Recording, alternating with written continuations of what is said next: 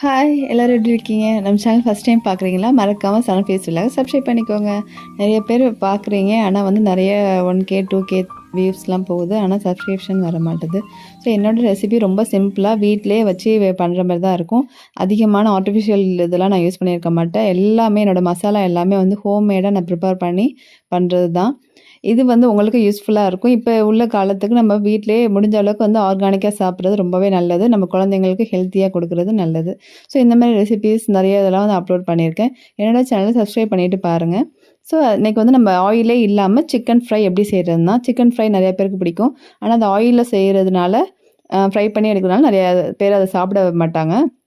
So பெரியவங்கலேருந்து சின்னவங்க வரைக்கும் இந்த மாதிரி பண்ணி கொடுங்க, கண்டிப்பாக எல்லாமே சாப்பிடலாம். அதுக்கு சிக்கன் நல்லா வாஷ் பண்ணி எல்லாமே எடுத்து வச்சுக்கோங்க. நம்ம எப்பயும் போல் மேக்னேட் பண்ணுற மாதிரி தயிர், உப்பு, ஜிஞ்சர் கார்லிக் அந்த பூண்டு பேஸ்ட்டு ரெண்டுமே அரைச்சி போட்டுக்கோங்க. ஃப்ரெஷ்ஷாக அரைச்சி போட்டுக்கோங்க. எல்லாம் போட்டுட்டு நம்ம வந்து குழம்பு மிளகாத்தூள் இல்லை அப்படின்னா தனி மிளகாத்தூள், காஷ்மீரி சில்லி பவுடர் இருந்தால் கொஞ்சம் போடுங்க, இல்லைன்னா விட்டுருங்க. உப்பு தேவையான அளவு போட்டுக்கோங்க. மஞ்சத்தூள் போட்டுக்கோங்க. எல்லாம் போட்டுட்டு நல்லா பெசரி ஒரு 1/2 அன் ஹவர் 1 ஹவர் போல் ஊற வச்சுருங்க. ஊற வச்சுட்டு பேனில் ஒரு 2 ஸ்பூன் ஆயில்னால் என்னென்னா நம்ம நல்லெண்ணெய் மட்டும் தான் விடணும், வேறு எதுவும் விடக்கூடாது. நல்லெண்ணெய் வந்து உடம்புக்கு நல்லது. ஸோ அதனால் அதை வந்து நம்ம யூஸ் பண்ணுறோம். நல்லெண்ணெய் 2 ஸ்பூன் போட்டுட்டு, சப்போஸ் நல்லெண்ணெய் இல்லைன்னா எதுவுமே விட வேணாம். ஜஸ்ட்டு வந்து சிக்கனை நீங்கள் அப்படியே அள்ளி வச்சு ஒரு மூழ்கிற அளவுக்கு தண்ணி மட்டும் ஊற்றுங்க. ஊற்றி இதேமாரி மூடி வச்சு அப்பப்போ பிரட்டி மட்டும் எடுங்க. சிக்கன் வந்து நான் வித்து ஸ்கின்னோட போட்டிருக்கேன். ஸோ அதனால் அதில் உள்ள அந்த கொழுப்பே வந்து வரும். சப்போஸ் வித்தவுட் ஸ்கின்னில் போட்டாலுமே வந்து அது வெந்து நல்லாவே வரும். நீங்கள் வந்து ஆயில் ஊற்ற வேணாம். சிக்கனில் ஆல்ரெடி அந்த ஃபேட்டோட கண்டென்ட் இருக்கும். ஸோ அந்த ஆயிலே அதுக்கு போதும்.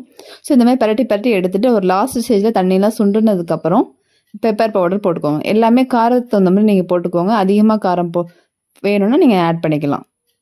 எல்லாம் போட்டு நல்லா பிரட்டி எடுத்துக்கோங்க. இதோட ஃபுல் வீடியோ டீட்டெயில்டான வீடியோ என்னோடய சேனல் அப்லோட் பண்ணியிருக்கேன். ஸோ அதில் போய் செக் பண்ணி பாருங்கள். டிஸ்கிரிப்ஷன்லேயும் நான் வந்து அதோட லிங்க் கொடுத்துருக்கேன். பாருங்கள், இந்த மாதிரி ஃபைனலாக அந்த தண்ணியெலாம் இல்லாமல் அப்படியே மூடி வச்சு நம்ம பிரட்டி எடுத்ததில் நல்லா சூப்பரான ஒரு ஃப்ரை வந்து சிக்கன் வந்து வெந்து நல்லா சூப்பராக வந்துடுச்சு. ஃபைனலாக ஒரு பெரிய ஆனியனை நீட்டாக கட் பண்ணி கையில் வந்து இப்படி பிசைஞ்சு விட்டு போட்டுட்டு ஒரு 2 நிமிஷம் வேர்வை தண்ணி விழுகாத மாதிரி மூடி எடுங்க. கேப் விட்டு மூடி வச்சு எடுங்க.